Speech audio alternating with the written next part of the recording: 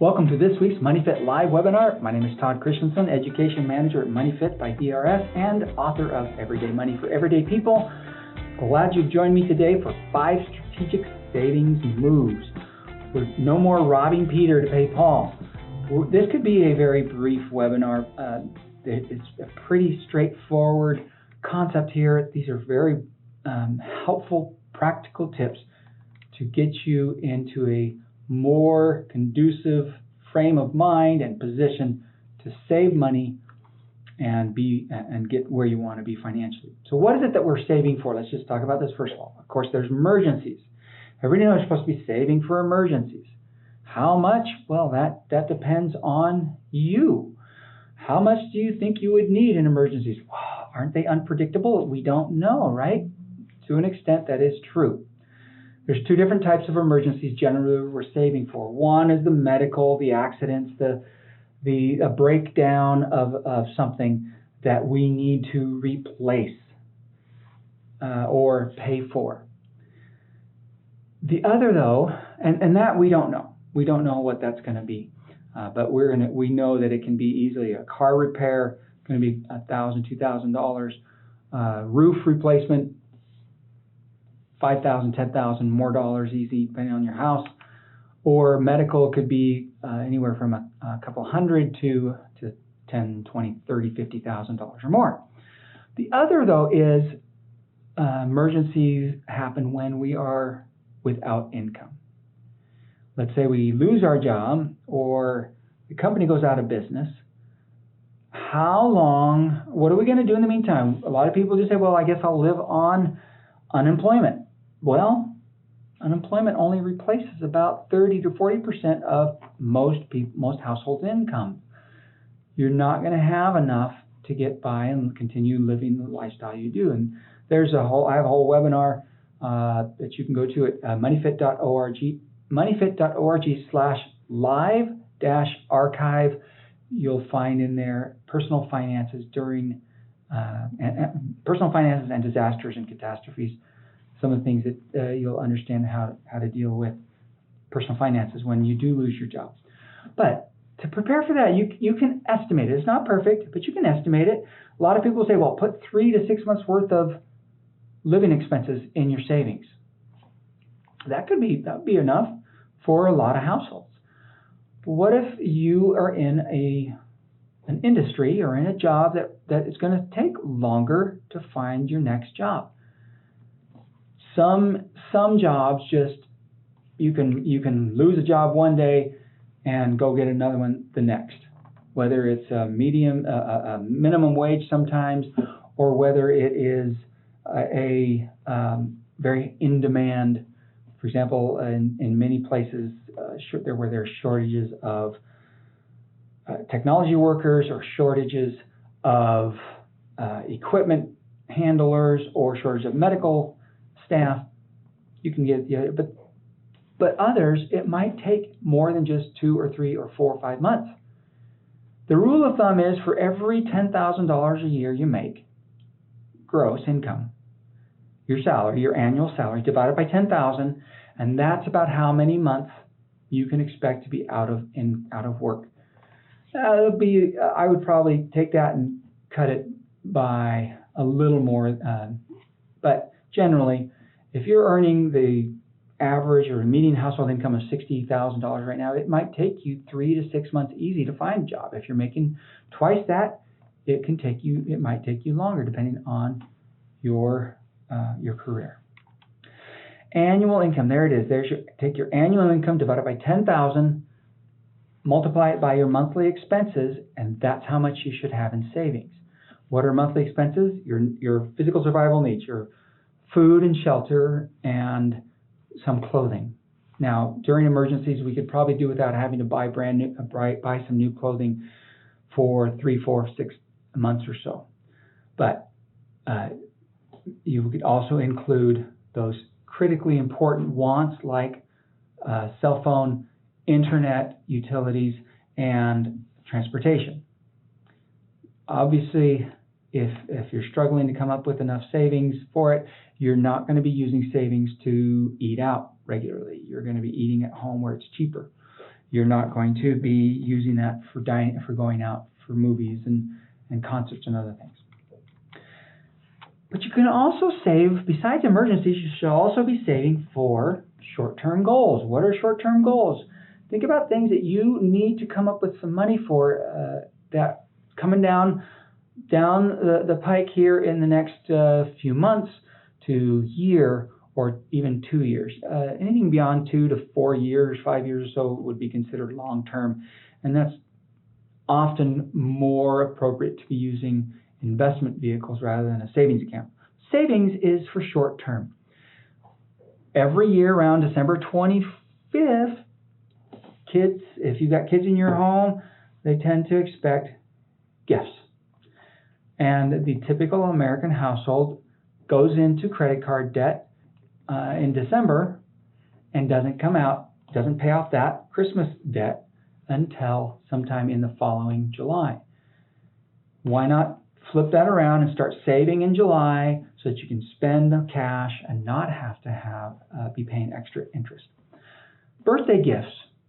Kids, you got kids in your life, they have birthdays every year. You got a spouse or partner, you want to take them on a trip or do something nice for their birthday, it's probably going to require some money. It's anything that you cannot cover with one paycheck. That's what you're going to need to save for.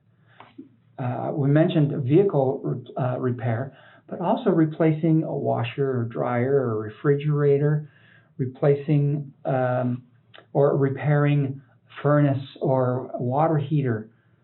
What is it? Look around your house. It doesn't take long. You have a phone.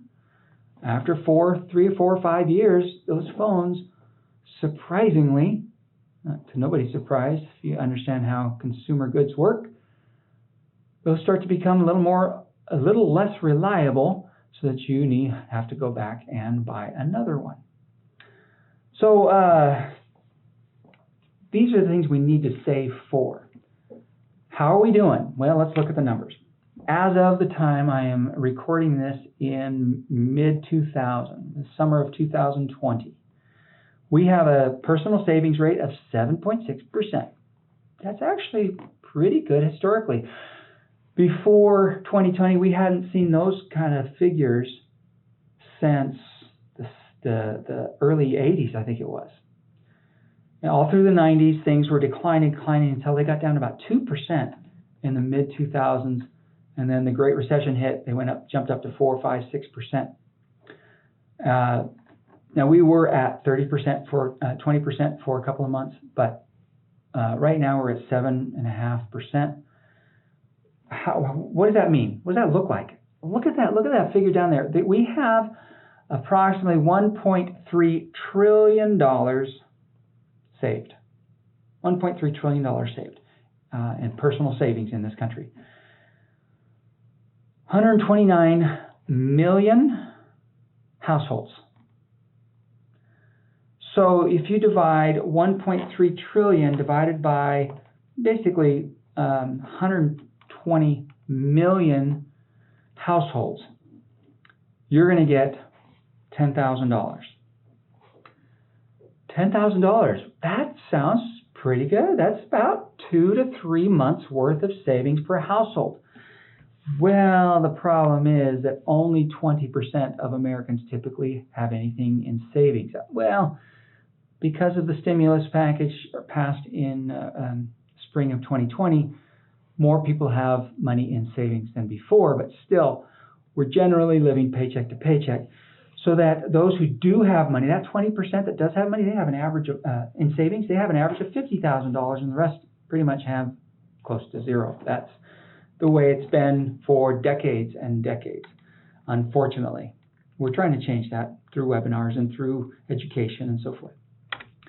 So how do you set up your accounts? Okay, this be two very basic visuals here. Okay, let's start with, you have a checking account. Your money, hopefully you have it direct deposited right into your checking account.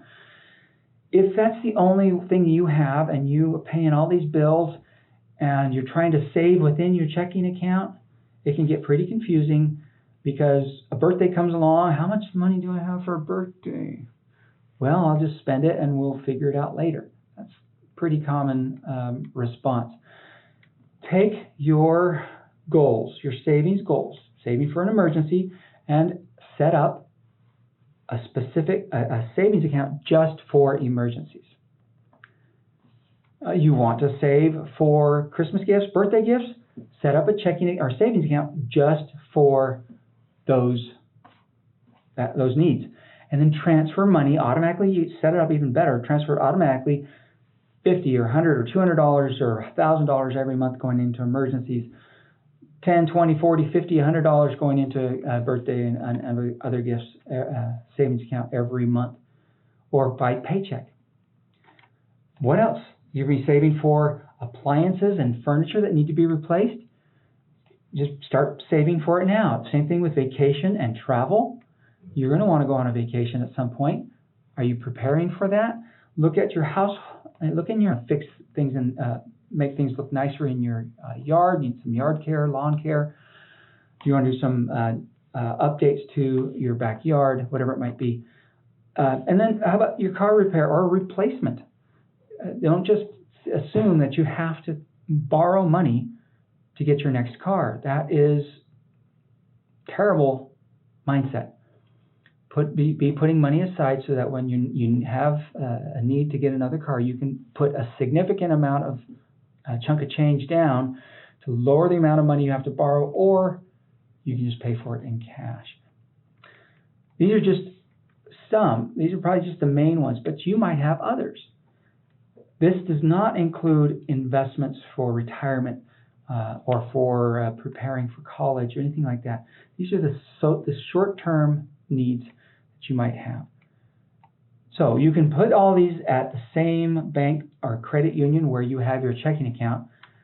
But if you're like me, and many people are, I'm not very different than most people, it becomes very tempting when you are seeing this money build up on your savings accounts, and something comes along that you really like, that really gets your attention, and you want to buy it. And you look over here and say, oh, well, you know what? We have $200 or $500 over here. I'm just going to use that now, and I'll just get caught up with it later. I call those of us who are like that, I call us savings raiders. Here's one very practical, easy tip. You got your main checking at one bank or credit union. Put all your other savings somewhere else. Put them at a different bank or credit union, and then you automatically send the money. You can use the automatic bill pay. You can use direct deposit, however you want to do it, just so that the money is automatically going over to those accounts on a regular basis. That way, and don't get an ATM at that savings bank. Don't. I would recommend you find a place that only has one branch. Don't connect to these accounts, these banks, electronically. Okay, keep them separated so that if you do need to go get the money when the birthday comes along, you can go you have to go and physically go into the bank or the branch, withdraw the money, and then go use it. This really does put a barrier between you and your savings so that your money can just grow and build. That's it. If you found any of this information helpful, please do click the like button below. Consider subscribing. We invite you to please subscribe. It helps get the word out through YouTube that we have helpful information out here, and because people need it. Also, if you would like a certificate of completion for this webinar, go to moneyfit.org/live. Live-cert, you can do that too, or just go to live and enter in your name, how you want on your certificate, your email address, where you want it sent. The passcode is SAVE20NOW. No spaces, no dashes, no dots. All lowercase, SAVE20NOW. Identify this as setting up strategic savings, and then it'll ask you for that passcode. Thank you for joining me. If you have any questions or if there's anything I can help you with, please do reach out to me by phone or email. Happy to help. That's why we're here as a nonprofit. And I wish you all the best.